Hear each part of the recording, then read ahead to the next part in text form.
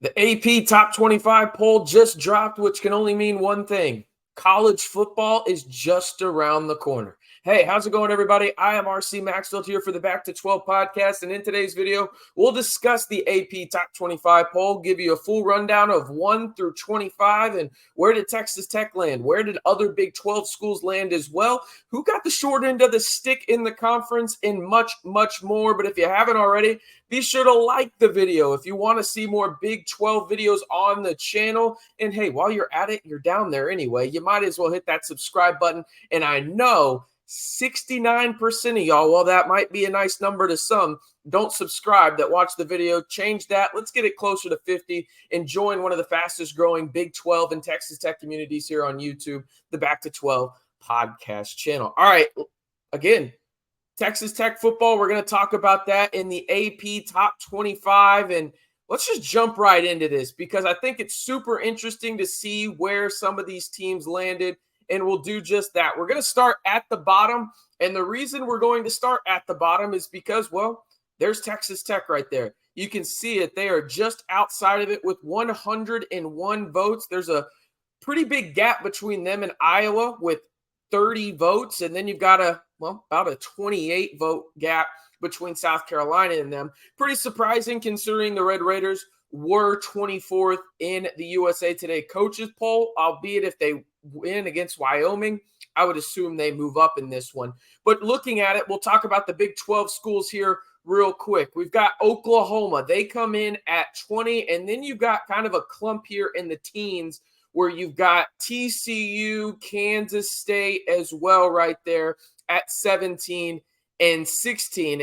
And the thing is, for me, when it comes down to this, I'm not very surprised by this. I think, obviously, you see that minus 15 from TCU. They were never going to stay at number 2, right? After everybody that they lost on offense, I believe 8 starters from last year's college football playoff team. But it is kind of surprising to me that Kansas State is that low. I thought they'd be in the top 15, but, I mean, we're nitpicking here at this point, right?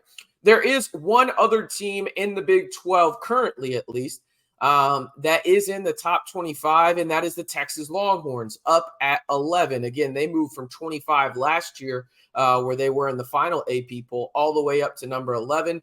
Really isn't that much of a surprise. They've got a bunch of talent on that team. It's just, again, the tried and true question for Texas over the past really decade. Can they live up to expectations that you see those 4 and 5 stars on paper? Can they actually do something on the field? This is going to be their best shot to do it by far. But again, Texas is the highest ranked Big 12 team at 11. Then you've got Kansas State at 16, TCU at 17, Oklahoma at 20, and just outside the top 25 is the Texas Tech Red Raiders. And again, I personally, I don't think that this is a big deal, right? Like, I think it's cool to see it in, the preseason, but I think Joey McGuire really said it best, right? Like, in terms of what these guys are focused on in that building, and it's themselves right now in fall camp in Wyoming. And again, I think if they beat Wyoming, I think that's probably a top 25 matchup against Oregon in week 2 out at the Jones under the lights, 6 p.m. kickoff on national television and a ton of storylines, right? I think that that's probably what happens. It's really not one of those things where it's like the end of the world and whatnot, but I do think from a national exposure standpoint, it kind of is a big deal. And now, again, don't hear what I'm not saying. Do these preseason rankings justify what you're going to be at the end of the year? Obviously not. But from a standpoint of eyeballs early on in the year, I do think it has some value. But again, I don't know how much value you yourself feel about that. But me personally, I don't think it's the biggest of deal, but I do think it would have been cool to see Texas Tech ranked in multiple polls for the first time since 2008, right? This is the first time that they've been in a poll preseason-wise since 2008. They were in multiple polls in 2008. That was the last time they had this opportunity, was Texas Tech, in terms of they got one down in the USA Today coaches poll, and now they had the opportunity at the AP, but they just missed out. No big deal. What is a big deal is you subscribing to the channel. It really helps us out. Hit that notification bell. We're one of the fastest growing communities in the Big 12 here on YouTube. We've got Texas Tech content almost daily. And we'll be giving you Big 12 content as well, whether that's from the sports betting perspective, breaking news, realignment, whatever it may be. We've got you covered here on the Back to 12 podcast channel. So be sure to hit that subscribe button and notification bell while you're at it. All right. When I look at this, right, like I think that there's a couple of ways you can interpret this as a Texas Tech fan, right?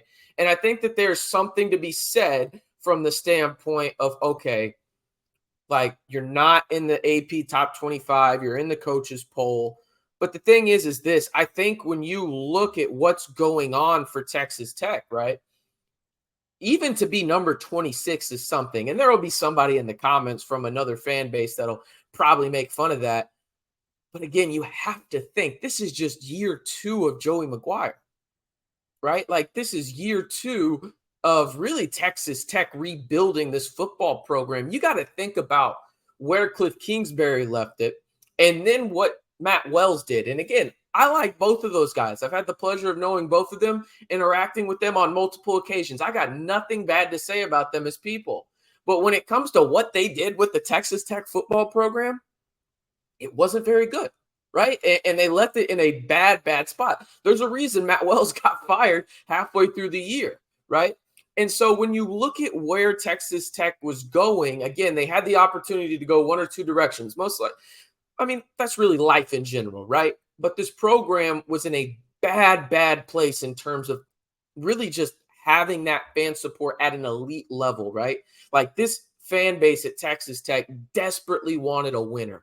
And they got one instantaneously, right? And again, you got to think about what Sonny Cumbie did. He did a phenomenal job as the interim head coach for Texas Tech, and it got him the La Tech job. Well-deserved, by the way, right? But you bring in a guy like Joey McGuire, builds that foundation early on the recruiting trail, implements relationships with guys, and then goes out. And again, 8-5 to some programs is going to be a bad year. Where Texas Tech was, that is a good year. And now you have expectations going into this year where 9 wins could be potentially there, right?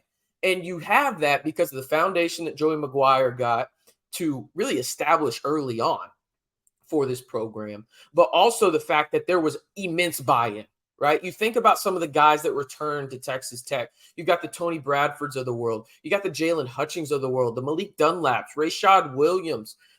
You got multiple guys on the offensive side of the football. Tyler Shuck. There's so many guys that returned and came back when they had the opportunity to potentially play at the next level because they knew how special potentially this group of guys could be for Texas Tech and really propelling them to the next level. So again, I know some people are going to come at me and say, oh, this is just, Homer talk in terms of a way to, you were talking, RC, that they should be in the top 25 and they aren't. Well, they are in the coaches poll. So there's that. But I think it's this really what it comes down to. They're 26th. I get it from the perspective of the voters. What has Texas Tech done in the last decade? Like legitimately, and this is just from a realistic standpoint. What has Texas Tech football done in the last decade to warrant, okay, they go 8-5, they end the year 4-0, to warrant a top 25 ranking? Think about it. It's justifiable, right? Do I agree with it? No, but I'm also probably, more fixated on Texas Tech than most people are in terms of knowing the ins and outs and what's going on, and also just the Big 12 in general, right? So I think when it comes down to it, it's fine to be 26th. Again, I think if they beat Wyoming, they will definitely be in the top 25. It's going to be super interesting to see that game up in Laramie, and it's just under 3 weeks away. It's going to be a lot of fun. But again, in the AP poll for the Big 12, you've got Texas at number 11 down there at the bottom of your screen.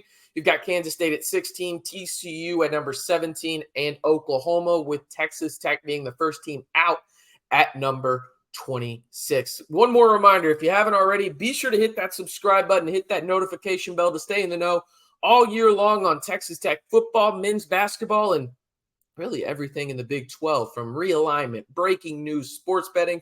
We've got you covered right here on one of the most interactive Big 12 communities on YouTube, the Back to 12 podcast channel.